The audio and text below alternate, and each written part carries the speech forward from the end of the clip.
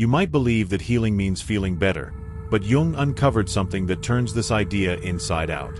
Those who've truly healed don't feel flawless, they feel changed. And these 7 signs reveal that transformation more clearly than you think.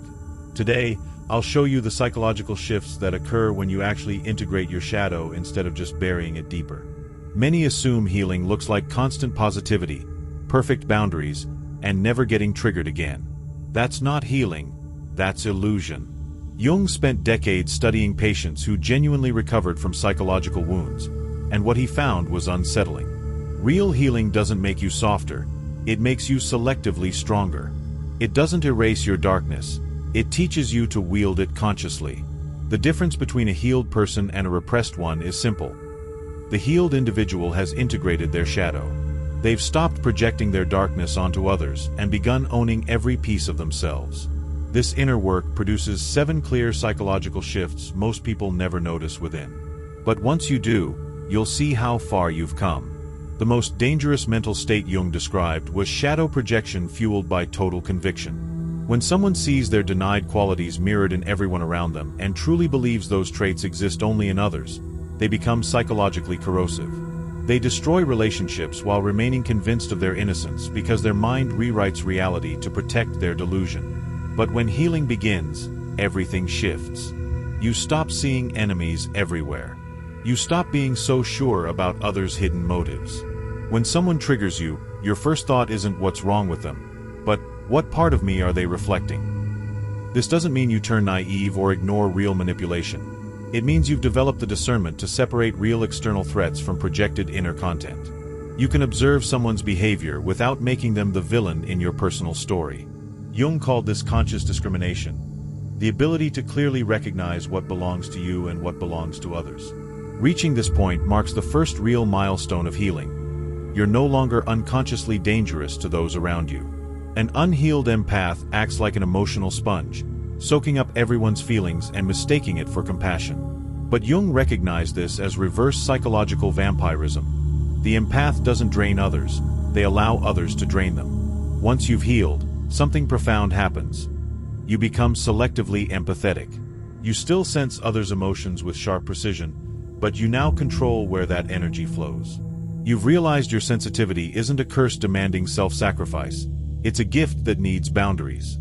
This change unsettles those used to endless access to your emotional energy.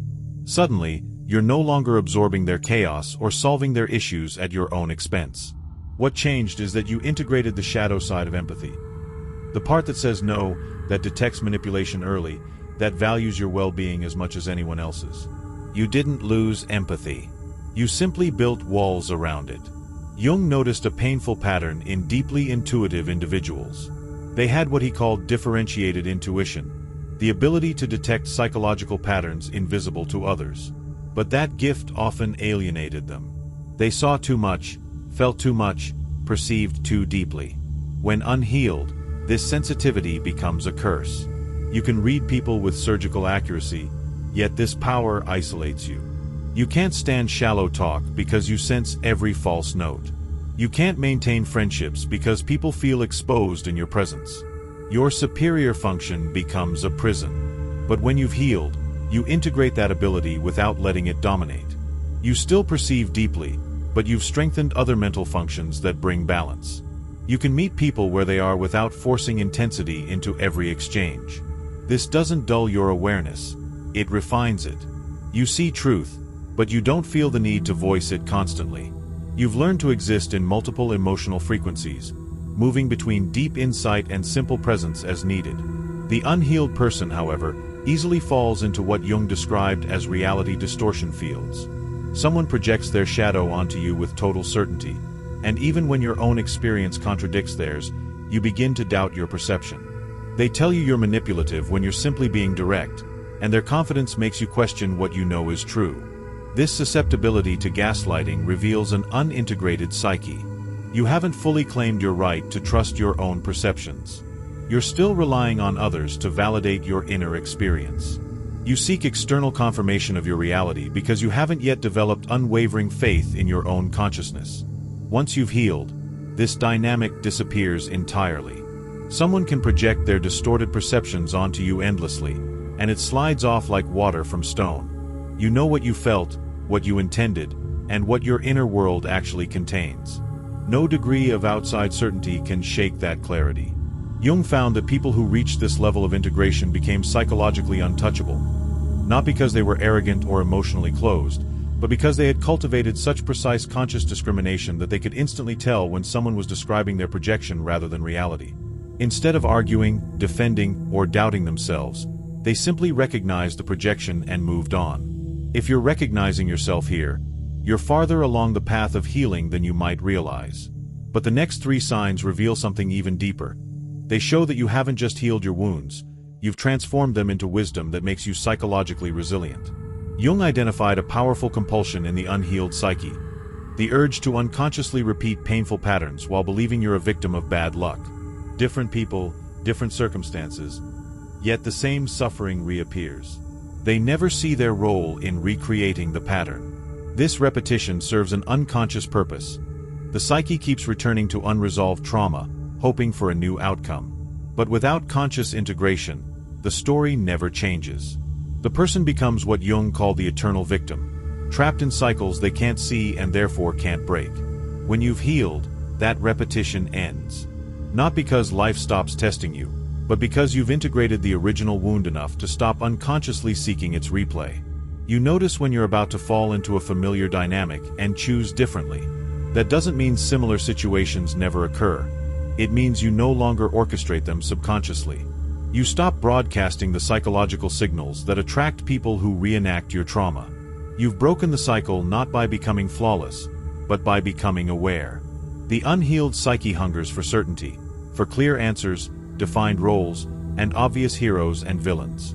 This craving reveals what Jung called archetypal possession. When someone becomes overtaken by an archetype, the righteous warrior, the divine protector, all nuance disappears. The world turns black and white. You're either with them or against them. This false clarity feels powerful because certainty dissolves anxiety. When you're absolutely sure who the enemy is, there's no inner tension to hold. But that comfort comes at a cost. It destroys your ability to see reality as it truly is, complex, fluid, and paradoxical. Healing changes that. You develop what Jung called the capacity to hold tension, the ability to embrace opposing truths without needing to resolve them immediately. You can see someone as both wounded and hurtful. You can recognize your own capacity for compassion and cruelty at once. You stop fearing psychological complexity. This tolerance for ambiguity signals deep healing because it requires a stable, integrated ego. Only those who've done real shadow work can admit that nothing, including themselves, is purely one thing. This doesn't make you weak or indecisive. It makes you psychologically mature enough to engage with reality instead of idealized illusions. An unhealed person with a flawless persona lives in quiet fear. They spend all their energy maintaining a perfect image while denying every dark aspect within. They're polite, kind, accommodating, until the pressure breaks them. Jung documented how such people experience violent eruptions of the shadow once the strain of perfection becomes unbearable. Before healing, boundaries are either non-existent or explosive. You either absorb everyone's dysfunction until you collapse, or you set boundaries through emotional detonation, fueling chaos and conflict. Neither approach stems from integration. After healing, boundaries emerge as natural expressions of self-knowledge.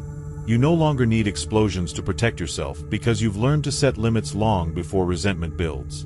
You don't over-explain or apologize for them, because you trust your right to have them. You simply state what aligns with you and what doesn't, and enforce it calmly, without guilt or aggression. This shift signals integrated shadow work, because it means you've embraced both your light and dark sides.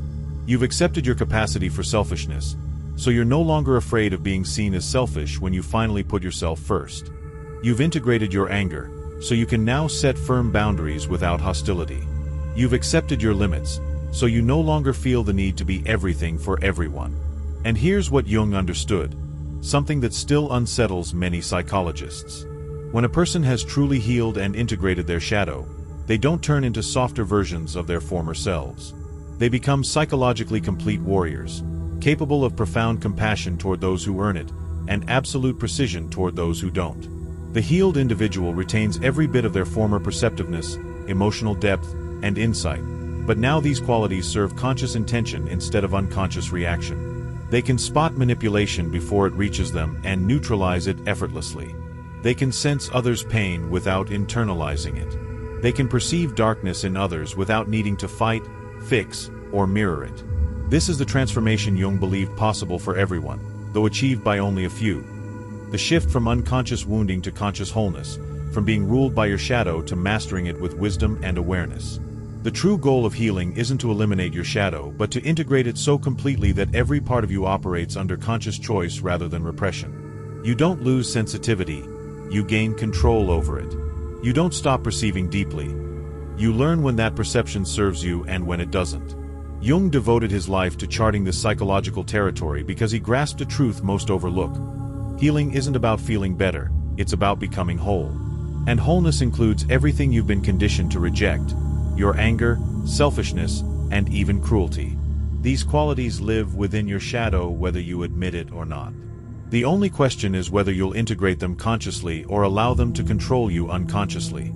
These 7 signs show that you've chosen conscious integration. You've done the work most people spend their lives avoiding. You've faced your shadow, acknowledged it, and learned to wield it alongside your light. That makes you one of the rarest psychological types Jung ever described. Someone healed enough to be dangerous to dysfunction yet safe for genuine connection. You've healed more than you realize. Every time you catch yourself before projecting, every time you choose boundaries without drama, every time you hold space for ambiguity instead of chasing certainty, you demonstrate a level of integration few ever reach. If these 7 signs resonated with you, share which one spoke the loudest. Your journey matters. Others walking the same path need to know they're not alone. Subscribe for more insights into Jung's psychology that reveal how transformation truly works, not the way we wish it did. And if you're ready to explore the darker side of this evolution, watch my next video, where I'll uncover what Jung discovered about empaths who learn to wield their gifts strategically. Because the awakened empath isn't just healed, they're psychologically unstoppable. In The Alchemist's Path, perception training for empaths, you'll learn to transform overwhelm into wisdom through practical exercises, Jung-inspired boundaries, and step-by-step perception training. The guide includes 3 exclusive video chapters to deepen each lesson. Written by Surreal Mind, 236 pages, beautifully designed 8.5 by 11 downloadable ebook, available now. Begin your training today. Feel deeply. Think clearly. Find The Alchemist's Path at thesurrealmind.com. Thanks for watching. See you in the next dimension.